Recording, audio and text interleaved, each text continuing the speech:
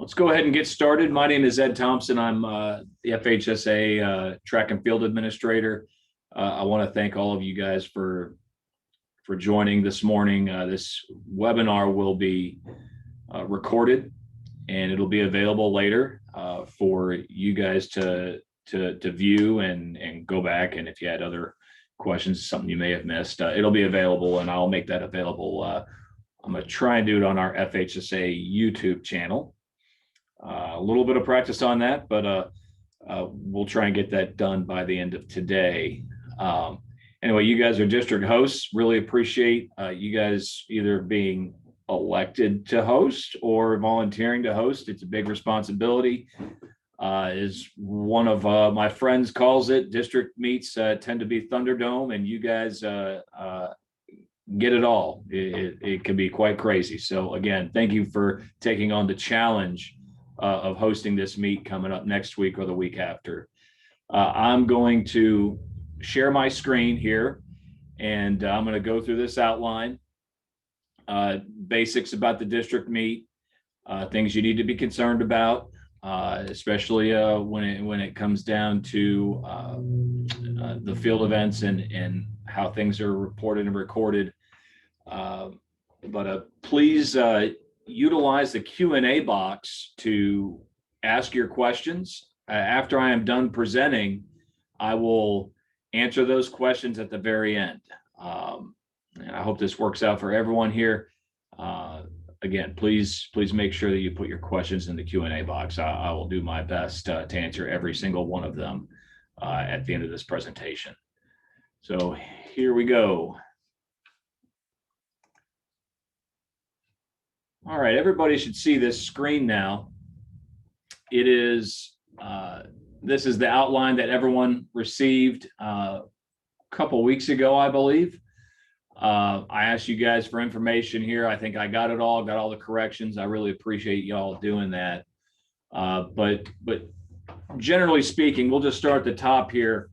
The rules are real simple. You can find the NFHS rules on track and field on the NFHS rules app. Everybody has access to that.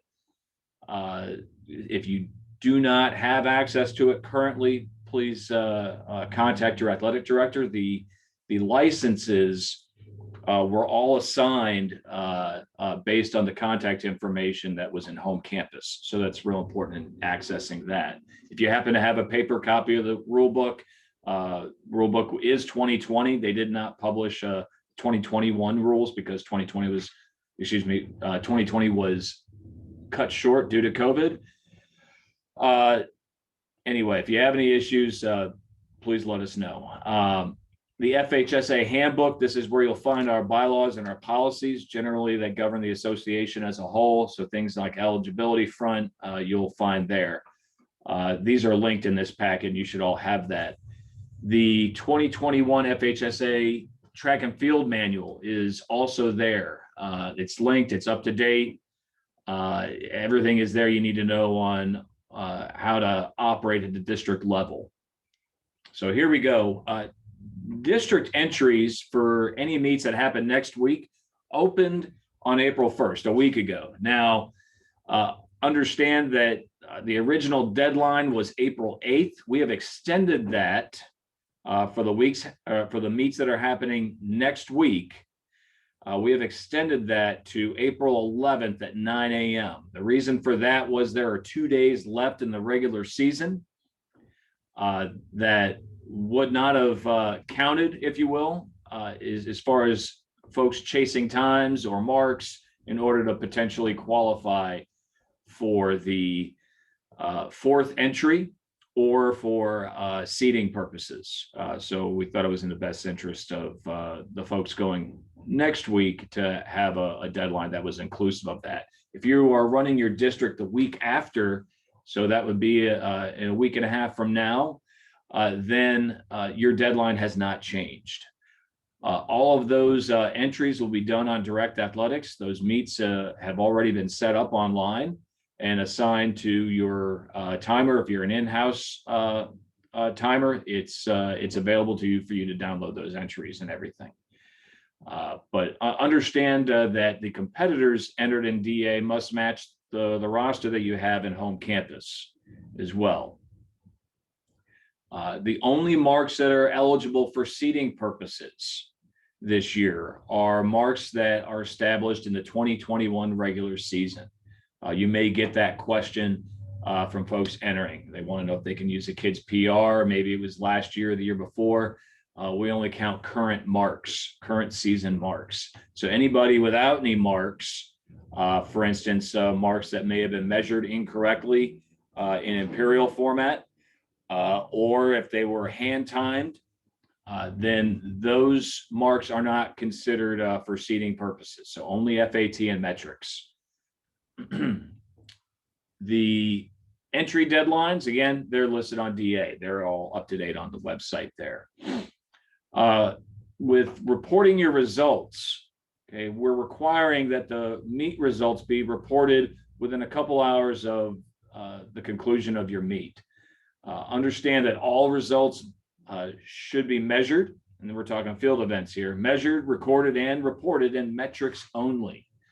Now, if you guys have a situation where an event is measured, say the long jump, in feet and inches, well, I will say this: please just record it in feet and inches if it's already started, because you want to advance the right people. Do not go back and convert to metrics, because that makes the mark inaccurate.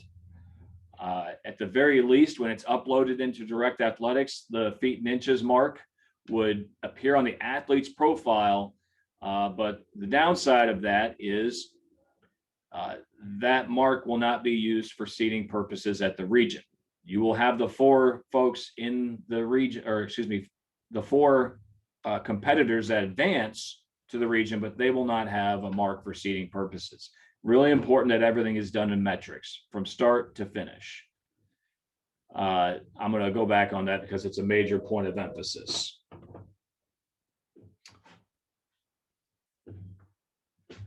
Your meet software, I don't know how involved a lot of you guys are. Most of you have hired a timer, either miles and minutes, elite, half mile, TRC, or others. But high tech or meet pro are required. It has to be one or the other. Again, I don't know how involved most of you guys are in that. Most of y'all just hire someone to do it, and they do an excellent job. We're very happy with the work that those folks do in your service. On the officials front, a full crew of officials is recommended. However, it's not required for this meet. You'll need to have a registered official to be your meet referee and a registered official to be your starter, and not just register, but they need to have exam scores. So if you have any questions on that, please reach out to me directly, or reach out directly to the officials associations in your area, so that you can get connected with the right people to work your meet. I can also get you in contact with the right folks on that, but you're required to have a meet referee and a starter. The pay scale can be found in the FHSAA Officials Guidebook. That is on the website. It's also linked in this document, which you already have. Pay scale is listed there. I'll go ahead and proceed after that. Now, moving on to the actual meet. Preliminary heats and trials are not required. You guys probably made the decisions at your district planning meetings, or later, frankly, after you learned what the region and state schedule were going to be. But you can run timed finals and finals only in the field events.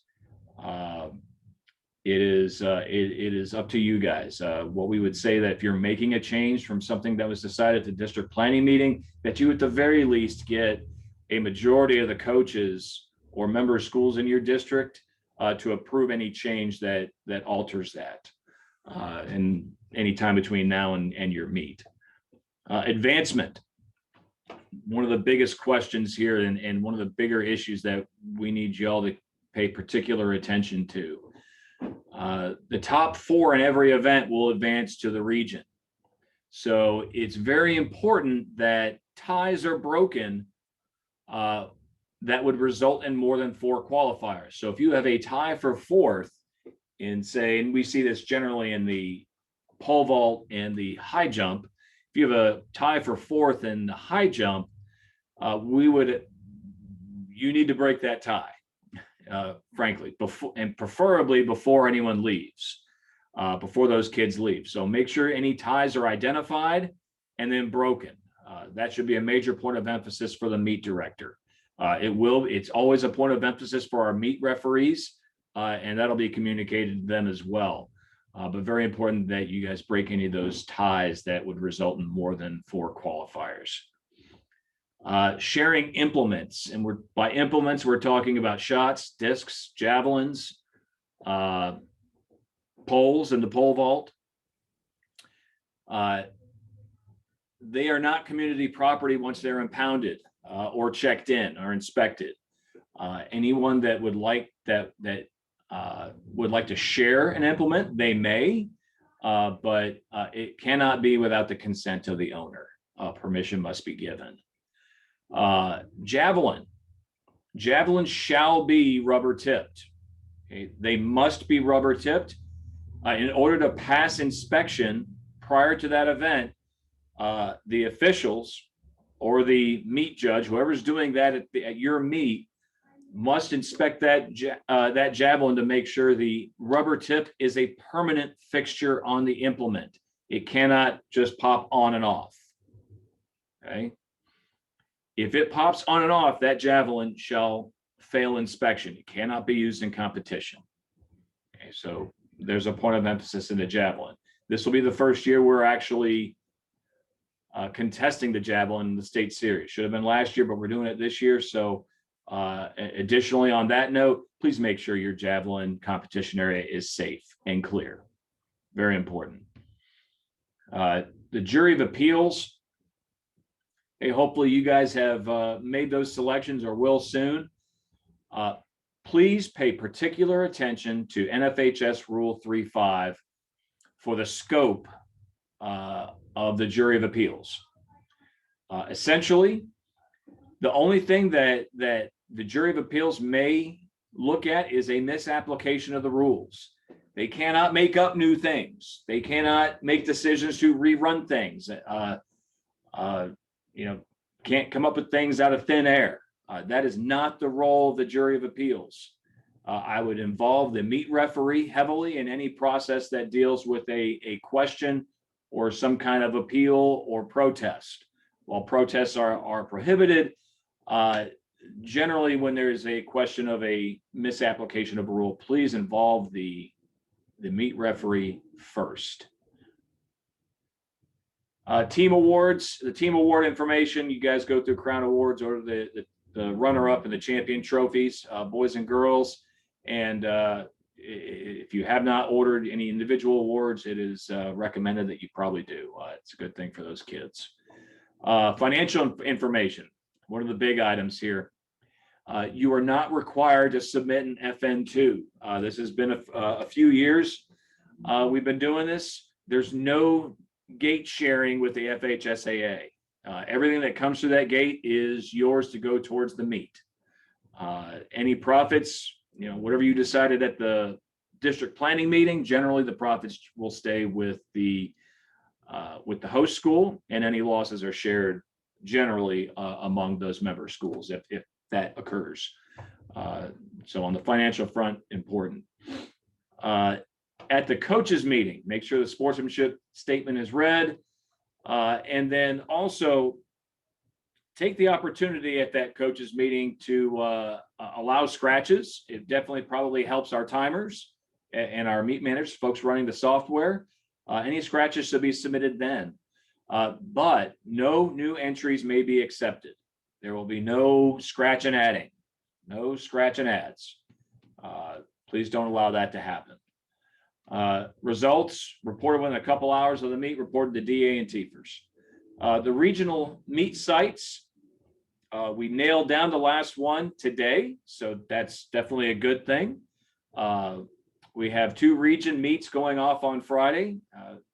Believe me, it was a real challenge to get those secured, literally on any day. But you can go to the FHSAA.com track page, and all of those sites are listed. I believe 4A Region 4, we are still trying to nail down which exact venue in Miami will be used, but that meet will be hosted by Braddock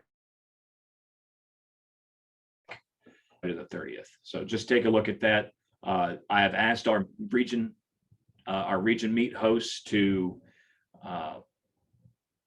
provide packets of information, meet fees if applicable, time schedules if there's any deviation from our common schedule, and there will be because every venue is different.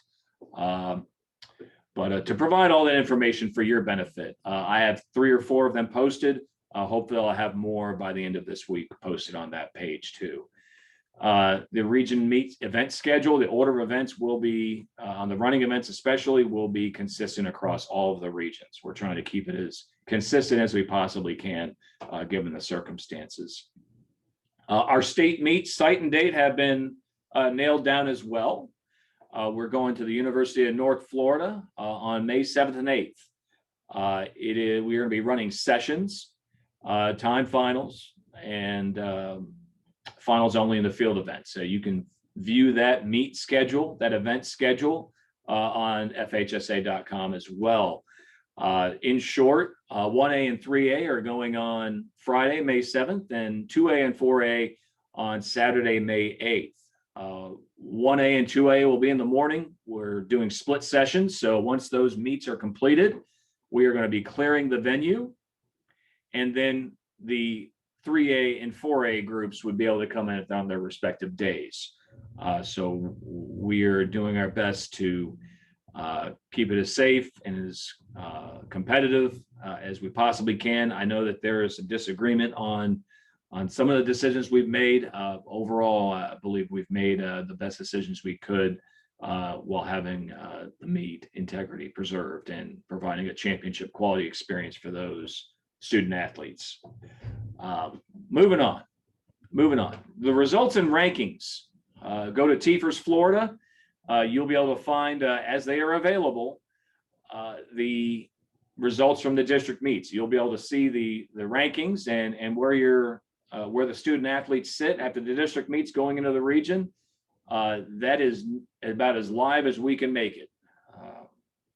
As things are uploaded, as results are uploaded, you should be able to find those, how they stack up in the other areas.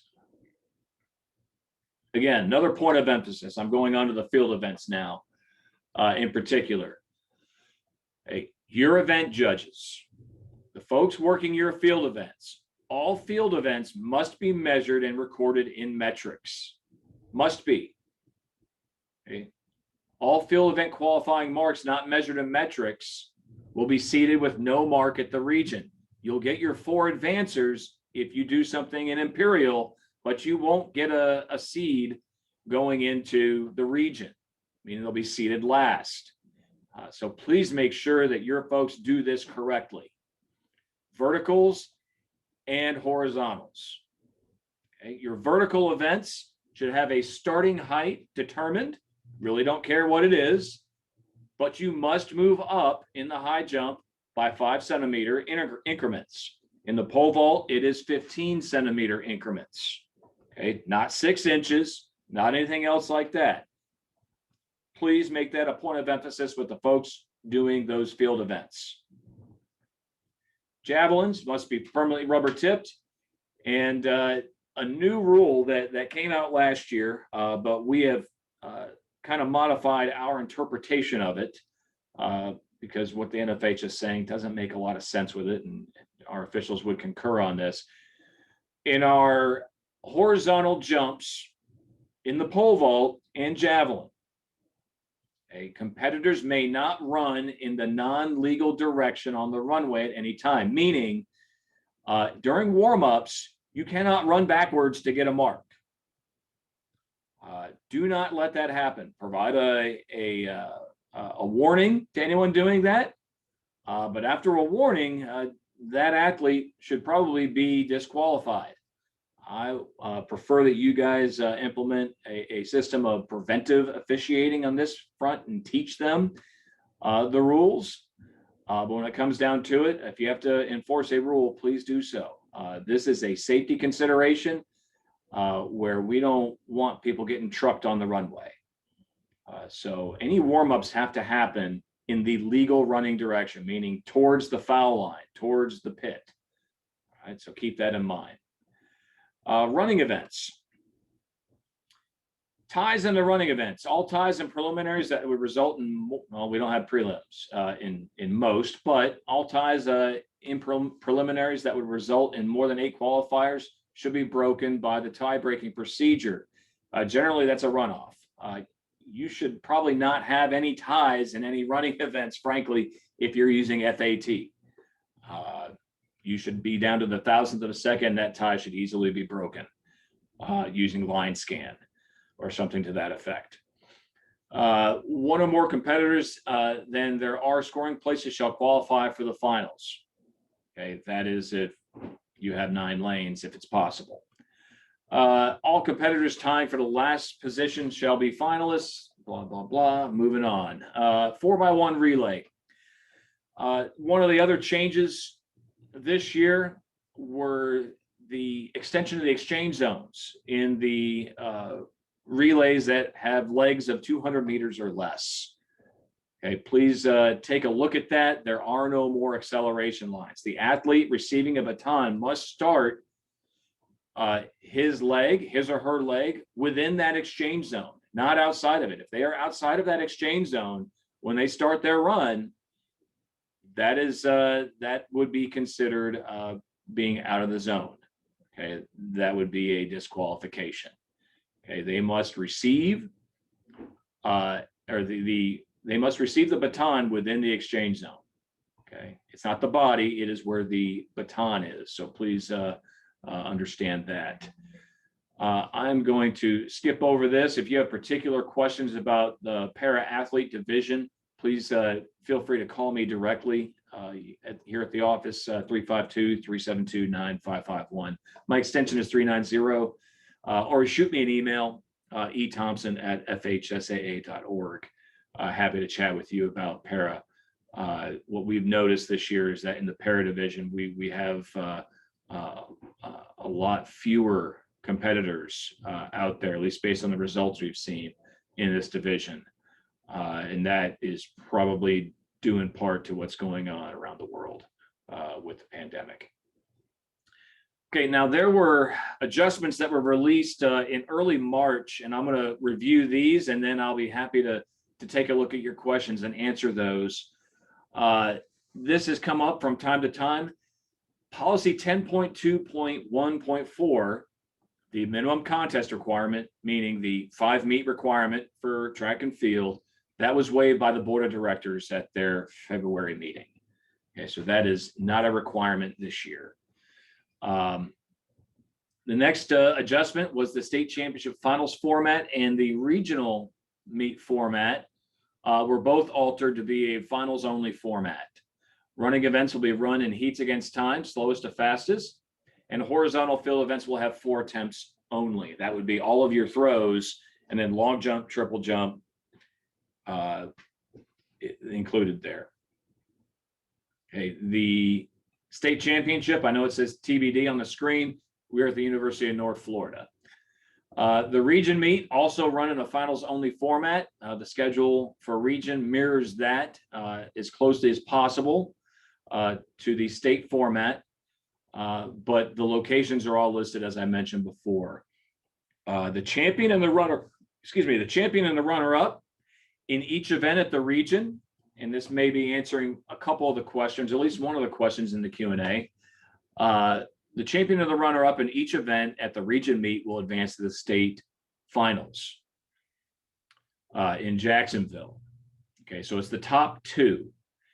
That means when you have ties for the second place marker, we'll be breaking ties for second in the field events in particular at the region meets, similar to what you're doing for the 4th spot. The next 8 marks and times will receive at-large bids, as we've done in the past. So the field at the state meet will be 16, same size as your region meets. Region champions will be placed in the fast heats for each event in the state finals. Okay, that's probably only applicable to our sprint events, but preferred lanes will not be awarded to the region champions.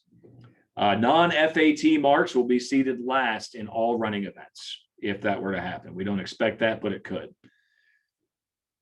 Okay, again, district meet formats are decided by you guys, by you and your member schools.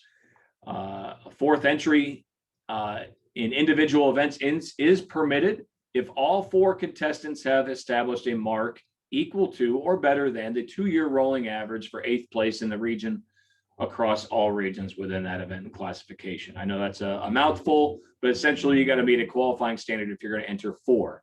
Every school is entitled to 3 entries at the district meet in every individual event. Okay, so the qualifying marks are listed later here in the packet. We have added the Javelin marks as well. So if you have not seen those yet, those are up to date. That is also listed on FHSAA.com.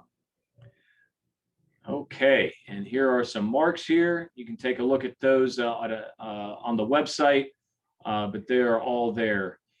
There are a few considerations that also came out from the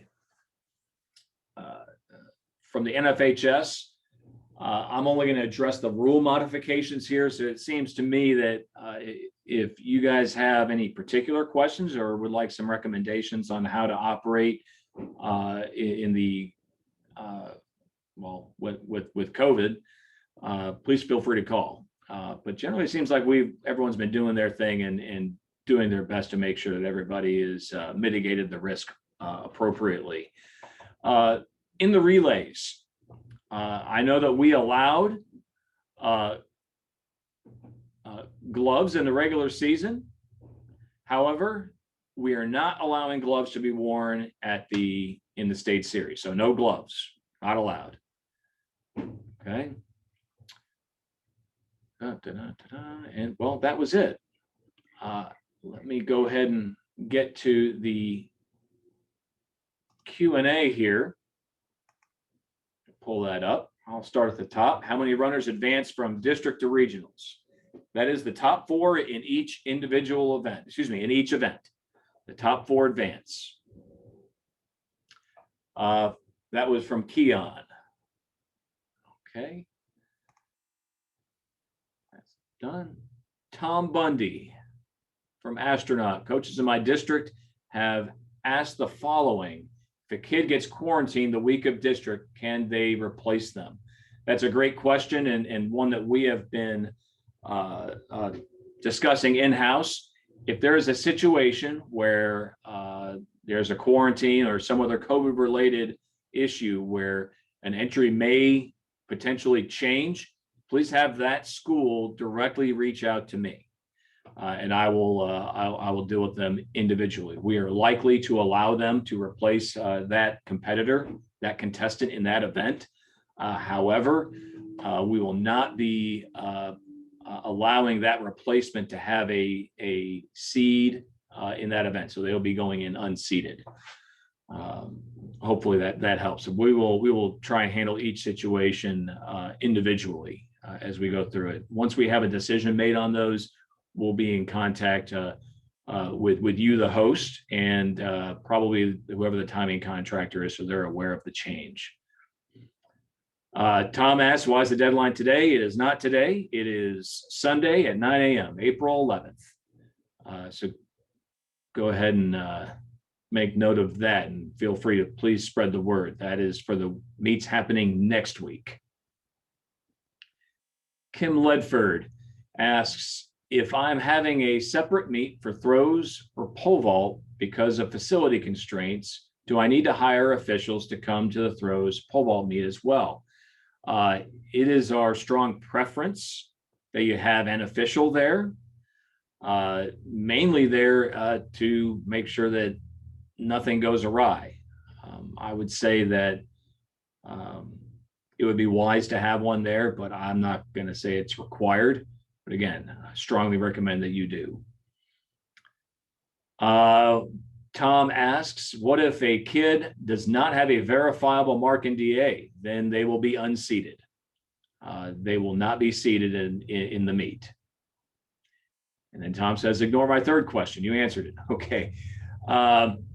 Sue O'Malley, we would like to have a senior recognition afternoon in between field events and running events. Is this allowed? I don't see an issue with that.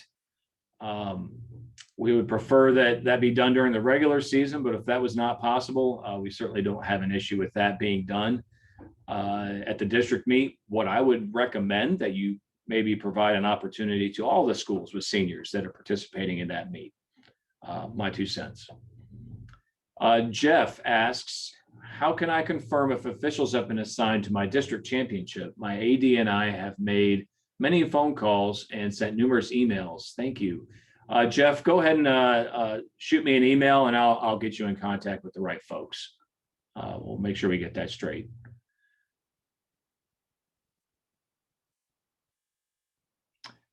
Chris Sumner says running should be to the 4th decimal place, 10,000th place. Okay. That's a high degree of accuracy there. Anonymous attendee, how many attempts in district field events if no prelims? That would be a decision made by your district. You could have 3 attempts or you could have 4. In region and state, we're having 4. Next question was exchange zones. If our track does not have updated exchange zones, how would you like us to approach this? That's a great question. A lot of tracks have not been updated.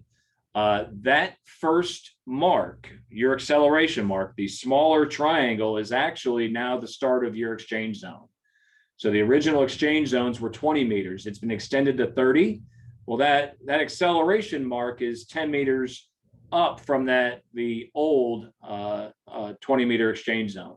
So just go ahead and use that as the start of your zone. If an athlete starts an event and has to drop out, do they get DQ or do they go and see the timer to say they have dropped out? So if an athlete starts an event but does not finish, that would be a DNF. That's it. I mean, it's kind of a disqualification, but it's not a no-show. It's just you didn't finish. Something happened. It's not held against the athlete. If that's the question there. Are the qualifying marks for the 4th entry only? It's another great question. In order to get 4 entries, you must have all 4 of your prospective entries meet that standard.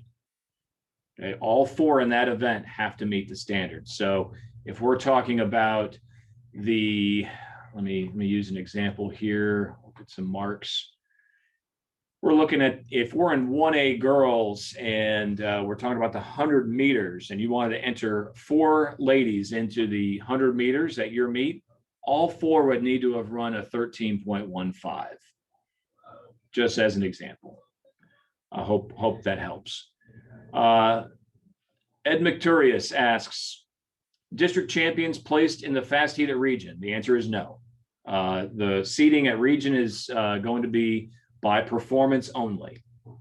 By performance only. So at the district, you got to run. You got to go and you got to throw and you got to jump. The region will be rewarding performance.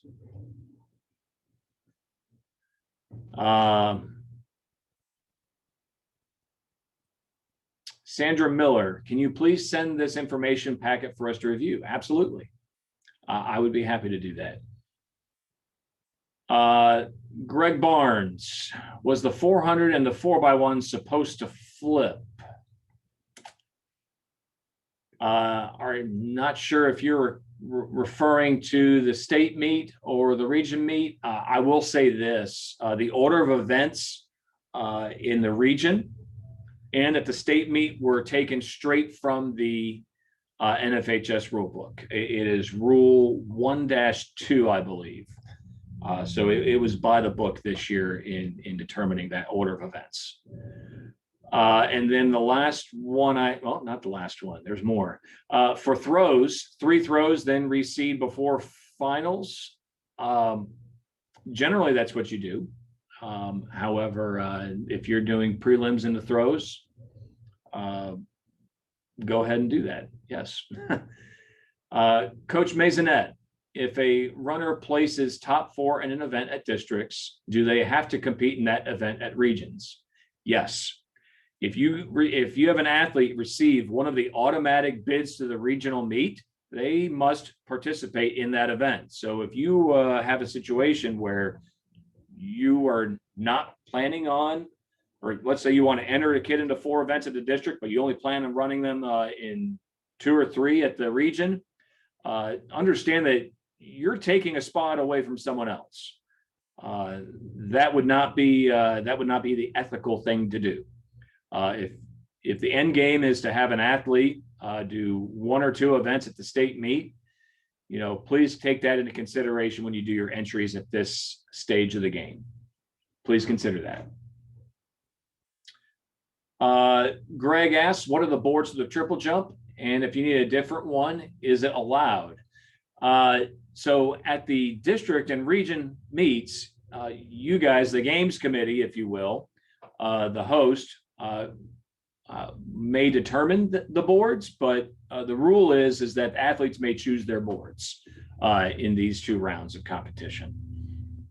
So if you want to go for the 36 board, you're welcome to do that. You want to go from the 24 board, you're welcome to do that.